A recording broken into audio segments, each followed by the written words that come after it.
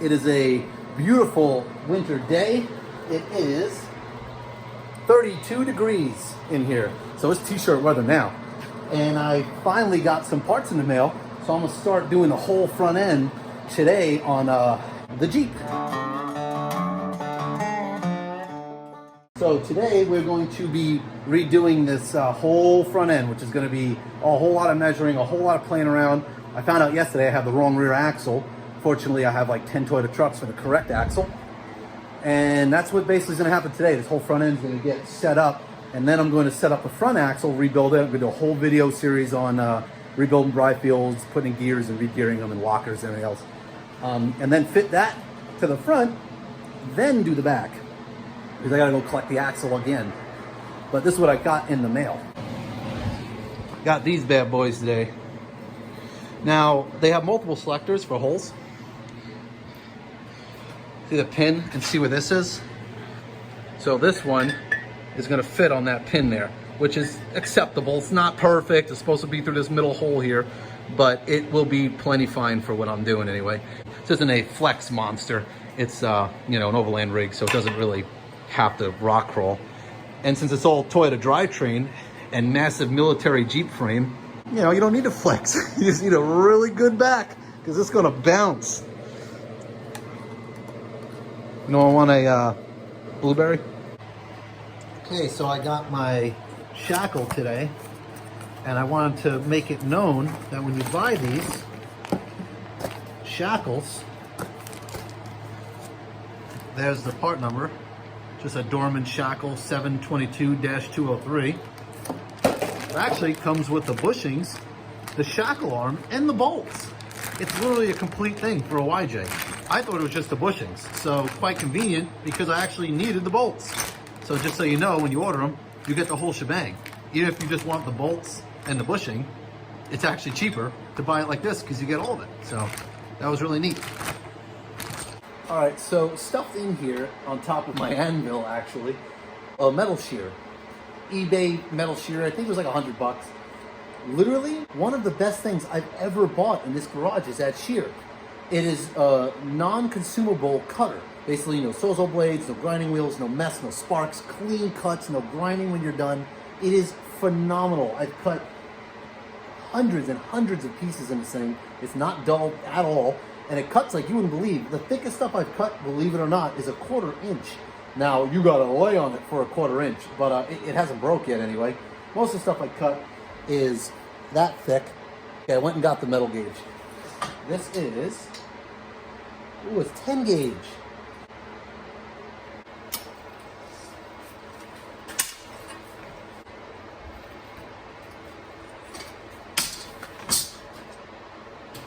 Best thing in this garage. Bang, straight. No shop is complete without a Carpenter claw hammer. Okay, so this here is going to beef up my frame. As you can see, it's been fixed here once before. I'm going to fix that and then add this, thus connecting all the way up front from the bumper all the way past this frame gusset, past where it's been repaired, all the way to here, so it has a lot of strength. This little triangle is going to go here to complete the circuit. I'll probably do that top and bottom. It really needs the strength. These things were never very strong up front. Actually, it's where they tended to break a lot. So we're going to fix all that, make it all nicey nice. It's like putting together a puzzle. It's fantastic.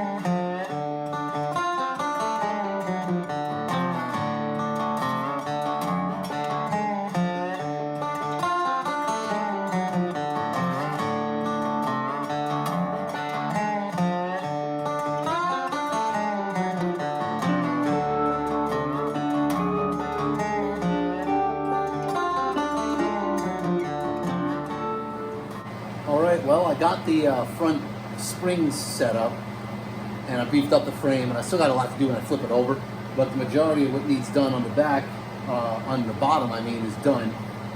But here's the moment.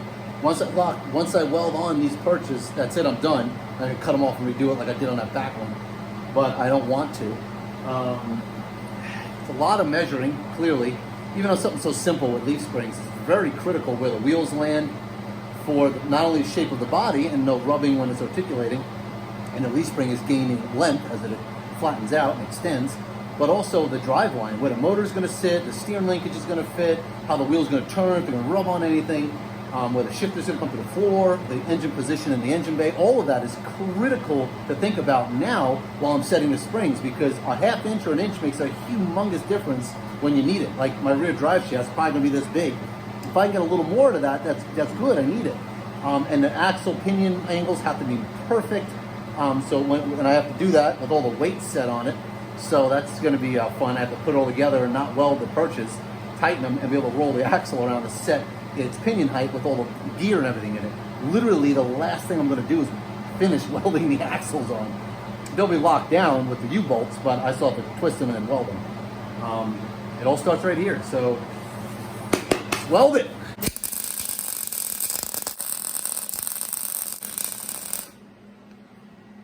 Nothing like your welder messing up on like one of your most critical set welds. Thank you, Hobart. Wish you were in Lincoln. Oh my God. I just changed the contact tip too.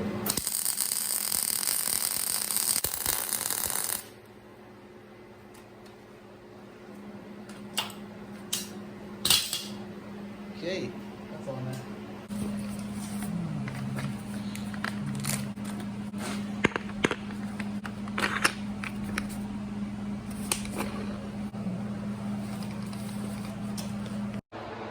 Okay, I got the front suspension all done. I beefed up the frame, got that all finished up, got all the springs centered where they need to go. Built a little step there, since this front spring has to be offset for the differential. Got the spring perches all set up. Here's the other two. Put a hook on there. Gotta have a good tow hook, especially when you're four-wheeling with Jesse. He's got a heavy Jeep. That should pull it out or rip my front end off. Now I have to flip it over. All right, well, I got everything underneath it done. The suspension's basically done. I have all of the wheelbase set, the geometry's all set up. Again, it's simple big leaf springs, but it's really important that I get them right.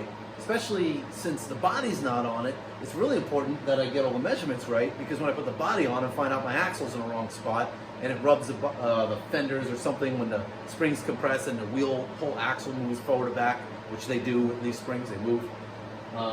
So it's all done, it's all beefed up on this side. Now I have to flip it over and weld all the stuff on the bottom of all this. It's easier to weld it in what's called the #1 position, or flat. So I'm going to flip it and weld it, and then that should be it for tonight.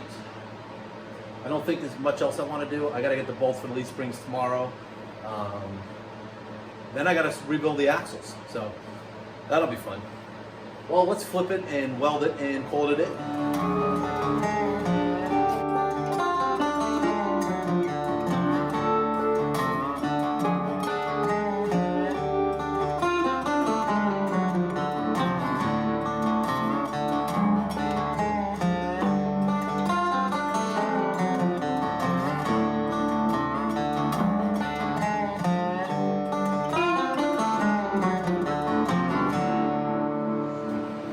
Success. She's flipped. It's a little heavier than I thought it would be.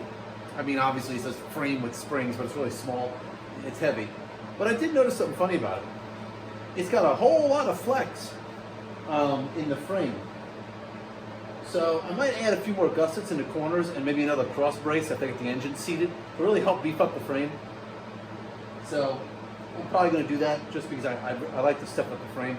But it's something to remember in these old Jeeps, they didn't have body mounts. I think I mentioned that before.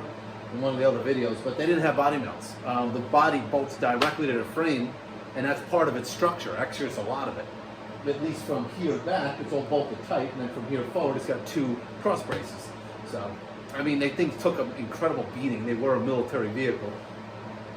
So, I think it'll be all right. I'm going to do a little bit more beefing up on it. And now I'm going to weld everything, maybe add a few pieces for the tow hooks. And that's it. For the suspension anyway, they're pretty much done. Then I got to do the axles. So, I'm going to stink it out here with this 1940s stinky lead paint, run the exhaust fan, shut the heater, freeze my butt off, make a cloud, and then I'm going in.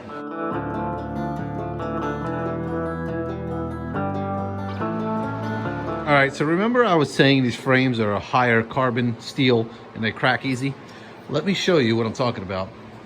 So this little piece here was bent, so I was straightening it out, and it literally just cracks as soon as you put load on it and bend it. Cracks. I don't know if you can see it. It's pretty flexible and it'll bend a lot, but once it's bent and you unbend it, it just cracks. So that's why I'm adding mild steel plate in these corners on the frame horns and all the body mounts, and where the chassis will flex more, where weight will sit. I'm trying to grab as much of it as I can because they tend to crack. And I'm sure over the years I'll be welding stuff together, but the less flex, the less it should crack, at least extreme flex. It has to move a little or it will crack, but I can't let it move too much. So it's kind of it's a heck of a balance to have messing with this old stuff. But it's actually, as far as an engineering wise, it's a pretty fun challenge to create it better than it was for use for today. So it'll be a fun challenge. Well, let me get back to welding it.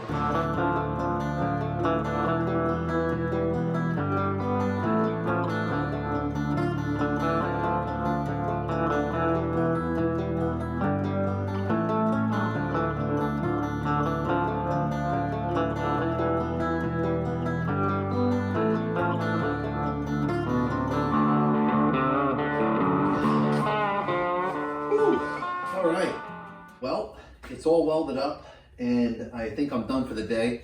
I measured my wheelbase with no weight on it, completely unsprung. I am a 1/4 inch or about 3/8 of an inch shorter than the 80-inch wheelbase it should be. But once the weight's on it, the springs break in, they separate. The springs will lengthen basically, and that will bring me literally right on the money of an 80-inch wheelbase, maybe 80 1/4, 80 1/8.